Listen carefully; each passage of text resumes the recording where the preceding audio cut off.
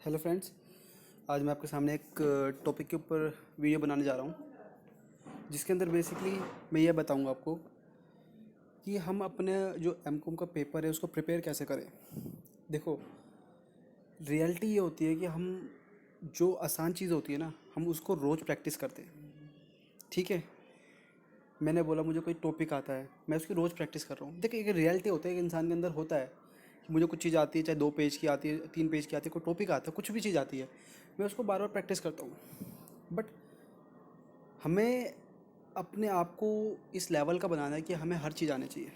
तो उसको आने के लिए क्या करना है, हमें डिफरेंट डिफरेंट चीज़ों को टैकल करना है। अब मैं अपनी बताता हूँ बात कि जो मैंने चीज़ यूज़ की थी अपने टाइम में। ठीक है, मेरा ज़्यादा टाइम नहीं, मतलब कि इसी साल मेरा पेपर कंप्लीट हुआ है जनवरी में। तो कोई भी पेपर हो ना, मैंने ये पेपर जो इग्नू के हैं ना, मैंने एक 1 या 2 डेढ़ मंथ में, मेरे लगभग 1 से 1.5 मंथ में मैंने पूरा पेपर क्लियर कर दिया था। वो भी 70% मार्क थे मेरे अप्रॉक्सीमेटली। मेरे थोड़े से उसमें कम नंबर आए थे, क्या कहते हैं, असाइनमेंट बहुत कम नंबर दिए थे मुझे। बाकी मेरे पेपर में अच्छे नंबर आए थे, मोस्टली में 85, किसी में 70, ऐसे नंबर आए थे। तो मैं आपको बताता हूँ क्या करते हैं। देखो, जब भी आप किसी भी पेपर के लिए प्रिपेयर कर रहे हो ना, कोई भी पेपर हो, कोई भी, जो मैंने चीज़ सीखी है, आप सबसे पहले उसका पैटर्न जानो। पैटर्न है क्या? आपने एमकॉम की देखी, मैं फर्स्ट ईयर की बात करता हूँ। एमकॉम में 6 सब्जेक्ट आ गया, IBA 1 2 3 4 5 6, ठीक है।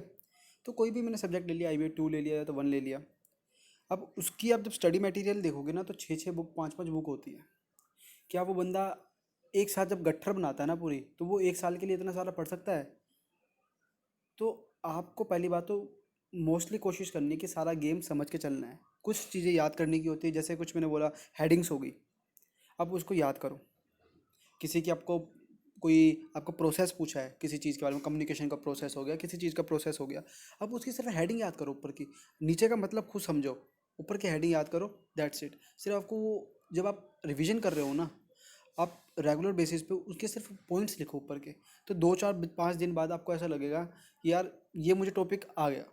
एक रियलिटी है, हम जब किसी भी चीज़ की एडवांटेजेस देखते हैं या फैक्टर्स अफेक्टिंग देखते हैं, तो क्या होता है उसमें, क्या मुझे ये नहीं पता कि इंटरनेट के फैक्टर्स क्या होते हैं, जो कि एडवांटेज क्या है इंटरनेट की। बट जब आप बुक में देखोगे ना, आपको 10 10 पॉइंट मिलेंगे। पेपर में आ जाएगा क्वेश्चन 10 नंबर का, तो क्या आप 10 पॉइंट लिख पाओगे उस टाइम? नहीं, आप इतनी यूनिकनेस से नहीं लिख पाओगे। आप डिफरेंट डिफरेंट पॉइंट्स को टैकल नहीं कर पाओगे, आप 2 4 चीज़ें लिख दोगे, अब उसी को घुमाते रहोगे। लेकिन वही एग्जामिनर होता है ना, वही चेक करता है आपका कि आप कितने डिफरेंट डिफरेंट चीज़ें जानते हो उस पॉइंट के बारे में, उस टॉपिक के बारे में। ठीक है, तो उसके हेडिंग होती है ना, जो जो बोल्ड होता है, उसको टैकल करो, उसको याद करो। याद इन द सेंस, 2 4 बार आप जब भी लिखोगे ना, मैं गारंटी दे रहा हूँ। देखो, मैं कुछ ज़्यादा टॉपर नहीं हूँ, मैं कुछ ऐसा नहीं हूँ कि जो मैंने पता नहीं क्या कर लिया, मैं भी बहुत एवरेज हूँ। ठीक है, सिर्फ हेडिंग पढ़ो, दैट्स इट, लिखो कॉपी में, काम खत्म। 2 4 बार लिखोगे, काम बन जाएगा। अब मैंने क्या बोला, कोई भी पेपर टैकल करने के लिए उसका प्रीवियस ईयर देखो। आपने इसका प्रीवियस ईयर देखा, जैसे कोई भी सब्जेक्ट ले लिया, IBO 5 ले लिया, मैंने उसके जितने भी ईयर्स के पेपर है, 5 to 7 ईयर्स के, मैंने पेपर निकाल लिए। ठीक है, अब मैंने क्या किया, एक अपनी नोटबुक बनाई। आप एक थोरोली रीड करो पेपर को, पहले कुछ मत करो, पेपर को रीड करो। आप ये देखो कि यार इसमें किस तरह के क्वेश्चन पूछा है, इस चैप्टर का नाम क्या है, फाइनेंस से रिलेटेड, हाँ। तो इसमें क्या क्या क्वेश्चन पूछ रहे हैं, इसमें ट्रांसफर प्राइसिंग आ रहा है क्वेश्चन, ठीक है। आपने दूसरा पेज पलटा, दूसरा साल का पेपर देखा, उसमें भी एक दो क्वेश्चन ऐसे हैं कि यार पिछले साल पूछे गए थे। मतलब कि जो ज़्यादा रिपीटेड हो रहे हैं ना क्वेश्चन, जो ज़्यादा रिपीटेड हो रहे हैं क्वेश्चन, आप उसको सबसे पहले टैकल करो, उसको सबसे पहले पढ़ो। मेरी बात सुनो, ठीक है। पेपर के अंदर 9 क्वेश्चन आते हैं, उसमें से 5 क्वेश्चन की समथिंग आपको अटैम्प्ट करने होते हैं। बाकी 4 क्वेश्चन के करीब, 4 या 3 क्वेश्चन की समथिंग आपको छोड़ने होते हैं। तो आपके पास चॉइस भी है। और ये एमकॉम बैचलर डिग्री नहीं है कि जिसमें आप बिल्कुल रटा रटाया प्रीवियस ईयर का आ जाएगा, 2 3 साल का पढ़ लिया तो आपके बहुत बढ़िया नंबर आ जाएंगे। एमकॉम में आपको वाइड रेंज के टॉपिक्स पढ़ने पड़ेंगे। ठीक है, और टॉपिक भी आप, इसका भी एक पैटर्न है। मैं आपको क्या बोल रहा हूँ, इसका भी एक पैटर्न है। आप सबसे पहले देखो, जो सबसे ज़्यादा रिपीट हो रहे हैं ना क्वेश्चन पिछले सालों में, सबसे पहले उसको पढ़ो। फिर थोड़ा जो कम हो रहा है, फिर उसको पढ़ो। फिर थोड़ा कम हो रहा है, उसको पढ़ो। अब एट दी एंड जब आप स्टडी मटेरियल उठाओगे ना अपना, तो आप पाओगे कि यार आपने बहुत सारे टॉपिक्स कंप्लीट कर लिए। जो भी मैंने टॉपिक्स इसमें बताए आपको, जो भी मैंने टॉपिक्स सबमिट करवाए आपको, मतलब कि जो भी मैं वीडियो डाली है मैंने अभी तक, उसके अंदर मैंने जितने भी टॉपिक करवाए ना वो प्रीवियस ईयर रिपीटेड है। ठीक है, क्योंकि मैंने जो प्रिपेयर किया, मेरे पास 3-4 नोटबुक है, मैंने नोट्स बना रखे उसके अंदर, तो उसमें मैंने कुछ प्रैक्टिस भी करी है, कुछ वो भी है, तो मैंने सारे प्रॉपर बना रखे हैं। तो क्या है, जो मैंने वही प्रिपेयर किया जो पेपर में रिपीटेड होता है। ठीक है, मैंने ऐसा नहीं कि मैंने टॉपिक नहीं पढ़े, सारे जब मैंने ये कर लिया ना, उसके बाद मैंने गाइड उठाई अपनी, और उसके बाद एक थोरोली रीड किया सब चीज़ों को, हाँ भाई इसमें ये। तो जब आप ऐसा करोगे ना, तो आप खुद अपना दिमाग में लगेगा आपको कि यार मैंने लगभग 99% मैंने सारे टॉपिक कंप्लीट कर लिए जो भी है सब्जेक्ट के। ठीक है, सबसे पहले वो करो जो ज़्यादा रिपीट होता है। ये सबका गेम है, ये इसी का नहीं कि सिर्फ यार हमने एम कॉम के लिए करा है। आपको भी पता होगा यार, कोई भी चीज़ करने से पहले आप प्रीवियस ईयर देखो, उसके प्रीवियस ईयर में आप ये एनालाइज किया। देखो आपको एनालाइज करना नहीं आ रहा होगा, वैसे इतना मुश्किल चीज़ नहीं है, लेकिन आपको इसके ऊपर भी वीडियो चाहिए तो मैं वो बना दूंगा, क्योंकि ठीक है अभी रात का भी टाइम है, थोड़ा सा मुझे कॉपी पेन लेकर बैठना पड़ेगा, इसके लिए थोड़ा सा टाइम लगेगा। बट ये आप खुद भी कर सकते हो, आप एक बार खुद देखोगे ना यार, इसको इस पेपर आपने पढ़ा तो आपको कुछ ना कुछ चीज़ सेम मिलेगी जो पिछले साल पेपर में आई थी। अब मैं सेकेंड ईयर की बात करता हूँ, उसमें मुझे नंबर याद नहीं आ रहा कौन सा है, 2 सब्जेक्ट थे, उसके अंदर न्यूमेरिकल आते हैं। एक अपना ए बी आई टी कर समथिंग करके, ब्रेक इवन पॉइंट करके समथिंग, वो 99% क्वेश्चन रिपीट आता है उससे रिलेटेड। ठीक है, वैल्यूज़ चेंज होगी, लेकिन मैं ये बोलूँगा 4 साल में से 3 साल में वो क्वेश्चन आता ही आता है। मैं करके गया इस साल, मेरे को पेपर में वो क्वेश्चन मिला, मेरे 20 मार्क्स पक्के हो गए। क्या अगर मैं कुछ और चीज़ पूरी पूरी पढ़ने लगता, उसको छोड़ देता, तो क्या नंबर आते हो? 20 नंबर नहीं आते। मुझे कुछ और अटैम्प्ट करना पड़ता, क्या पता मुझे आता भी नहीं। ठीक है, तो देखो ये चीज़ होती है।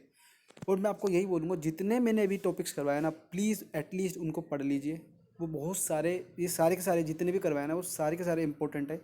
कोई छोटे हैं, लीज से रिलेटेड हो गया, हायर परचेज से रिलेटेड हो गया, छोटे छोटे टॉपिक्स है लेकिन है इंपॉर्टेंट। वो 5-10 नंबर में आपको देखने को मिलेंगे। बाकी मैं पूरी कोशिश करता हूँ, मेरा थोड़ा सा एक्चुअली, मैं जितना बोल रहा हूँ आपको, मेरा खुद का टाइम टेबल नहीं बन पा रहा अभी, थोड़ा सा कुछ ऐसे चलता रहता है, तो मेरा खुद टाइम टेबल नहीं बन पा रहा, जिसके कारण मुझे भी थोड़ी सी प्रॉब्लम हो रही है। कल से मैं पूरा होप करता हूँ कि मैं अपना पूरा प्रॉपर टाइम टेबल से काम करूँगा, जिसके कारण मैं आपको हर दिन एटलीस्ट एक ना एक वीडियो तो दूंगा। ठीक है, मैं कल से पूरा ट्राई करता हूँ। बस आपको इतना ही बोलूँगा कि ये जो टाइम है ना, इस गोल्डन अपॉर्चुनिटी है। 2 घंटे, 3 घंटे, 4 घंटे पढ़ते हो कोई परेशानी नहीं, टाइम से कोई मतलब नहीं है, 2 घंटे पढ़ लिए कोई परेशानी नहीं, लेकिन इस टाइम को यूटिलाइज़ करो जो भी हो सकता है। ठीक है, क्योंकि ये जो लॉकडाउन है ना, अब कल को क्या होता है क्या नहीं होता, क्या पता कोरोना के कोई वैक्सीन मिल जाए, कुछ हो जाए जिसके कारण पेपर हो जाए। अभी पेपर का कुछ नहीं पता क्या हो रहा है क्या नहीं हो रहा। ठीक है, जून का सेशन हुआ नहीं, दिसंबर का सेशन आने वाला है थोड़े टाइम बाद, तो टेंशन है, लेकिन आप अपनी पढ़ाई करते रहो, कभी भी पेपर हो आपका, आप कर सकते हो।